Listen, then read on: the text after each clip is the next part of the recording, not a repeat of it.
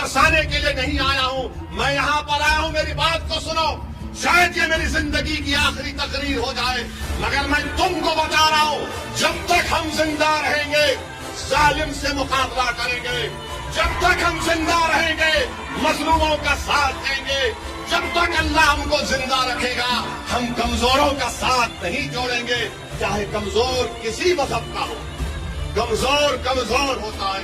آج جو مجھ پر الزام لگانے والے سنو، میں جیل کو ایک مرتبہ نہیں گیا، کئی مرتبہ جیل کو گیا ہوں۔ میں حکومتوں کا داماد بن کے رہا ہوں جیل میں، یاد رکھو۔ میں کوئی یہاں سے کوئی پلین سے یا چل کر نہیں آیا ہوں، میں 50 دن جیل میں رہا۔ 1998 کا پورا فٹ بال کا ورلڈ کپ جیل میں دیکھا میں۔ چندرا بابو نائیڈو مکھیہ منتری تھے، بولتے تھے اویسی باہر نہیں نکلنا چاہیے، میں نے کہا تم کہیں پر بھی رکھو، ہم الحمدللہ رب العالمین بولنے والے ہیں۔ تم نے جیل میں رکھا، ہم نے کہا اللہ تیرا فیصلہ قبول ہے۔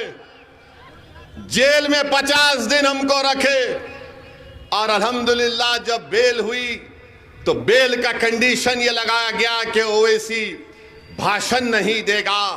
میں نے کہا کوئی بات نہیں، کب تک میری زبان کو روکیں گے۔ جیل سے نکلا تو 1 سال کے بعد چندرا بابو نائیڈو نے، تیلگو دیسم کی حکومت نے، حیدرآباد میں میں MLA تھا، پولیس کے ذریعے مجھے مارا اور پیٹا۔ پولیس ٹاسک فورس کے ذریعے ایک جلوس جا رہا تھا اور گھروں میں گھس کر دنگائی لوگ، ناتھو رام گوڈسے کی ناجائز اولاد، معصوم لوگوں کے گھروں میں توڑم پھاڑی کر رہے تھے، تو وہاں کی ہماری ماں اور بہنوں نے مجھے فون کر کے بتایا کہ اویسی جلدی آؤ، ہمارے گھر پہ حملہ ہو رہا ہے، ہماری بچیوں پر مارا جا رہا ہے۔ میں دوڑتا ہوا گیا، مجھے گرفتار کر لیا گیا۔ پولیس کو آرڈر نائیڈو دیا تھا کہ اویسی کو ختم کر دو، مجھے گرفتار کر کے مجھے اتنا مارا لٹوں سے۔ میرے ساتھ ہمارا ایک ساتھی یونس تھا، اس کے پیر پر گولی ماری گئی، مجھ سے سروس ریوالور سے 2 گولیاں چلائی گئیں، میرے سر پر 18 ٹانکے لگے، پوری پیٹھ اور جسم پولیس کی لاٹھیوں سے لہو لہان ہو گئی، مگر میرے حوصلے میں کمی نہیں آئی۔ جب میں اسپتال میں تڑپ رہا تھا تو میرے والد کی اللہ مغفرت کرے، انہوں نے مجھ سے آ کر کہا کہ اسد الدین ہمت نہیں ہارنا، اس راہ میں انہی راستوں سے تم کو گزرنا ہے۔ مجھے آج بھی یاد ہے کہ میرے والد مرحوم نے مجھ سے کہا تھا کہ آج تم کو یہ محسوس ہو رہا ہوگا کہ روڈ پر لٹا کر تم کو مارا گیا، تمہاری انا کو تکلیف ہو رہی ہوگی، مگر میرے والد نے کہا، کیا کہا نوجوانوں سنو، میرے والد نے مجھ سے کہا کہ امام احمد بن حنبل کی قربانی کو یاد کرو کہ ان کو بغداد کے بازاروں میں پیٹا گیا تھا، امام اعظم ابو حنیفہ کو جیل میں ڈالا گیا تھا۔ میرے والد نے کہا کہ ہمت مت ہارو، جو ظالم حکمران تم سے یہ کام کیا ہے اللہ اس کا جواب دے گا۔ میرے حوصلے اس وقت پست نہیں ہوئے، آج کیسے پست ہو سکتے ہیں؟ میں نے پولیس کی لاٹھیاں کھائیں، اپنے جسم سے خون کو بہایا۔ مجلس کے رفقا اگر آج تمہارے سامنے کھڑے ہیں تو محمد غوث کی شہادت ہمارے سامنے ہے۔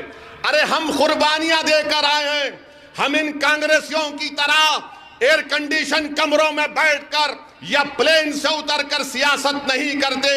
میری گاڑی پر گولیاں چلائی گئیں، اللہ نے مجھے بچا لیا۔ سب نے کہا کہ مت جاؤ اتر پردیش کو، میں نے کہا میں جاؤں گا، اور میری ماں نے مجھ سے کہا کہ تم زندہ ہو، تم کیسے ہو؟ میں نے کہا کہ اماں اچھا ہوں، تو اماں نے کہا جاؤ بیٹا کام کرو، اللہ تمہارے ساتھ ہے، میری دعائیں تمہارے ساتھ ہیں۔ میری بیوی میرے ساتھ تھی، دلی میں میری بیوی میرے ساتھ تھی۔ میں نے اپنے بیوی سے کہا کہ اب آپ حیدرآباد واپس جاؤ، ہماری بیوی نے کہا کہ جاؤ، اللہ آپ کے ساتھ ہے۔ ارے یہ ہم اس میدان میں آئے ہیں تو یہ تربیت لے کر آئے ہیں۔ میں یہاں پر کوئی پھول برسانے کے لیے نہیں آیا ہوں، میں یہاں پر آیا ہوں، میری بات کو سنو، شاید یہ میری زندگی کی آخری تقریر ہو جائے، مگر میں تم کو بتا رہا ہوں جب تک ہم زندہ رہیں گے ظالم سے مقابلہ کریں گے، جب تک ہم زندہ رہیں گے مظلوموں کا ساتھ دیں گے، جب تک اللہ ہم کو زندہ رکھے گا ہم کمزوروں کا ساتھ نہیں چھوڑیں گے، چاہے کمزور کسی مذہب کا ہو۔ کمزور ہوتا ہے، اور یہ الزام لگانے والے کانگریس پارٹی کے لوگ یہ جوکر ہیں اور کانگریس کے نوکر ہیں یہ لوگ۔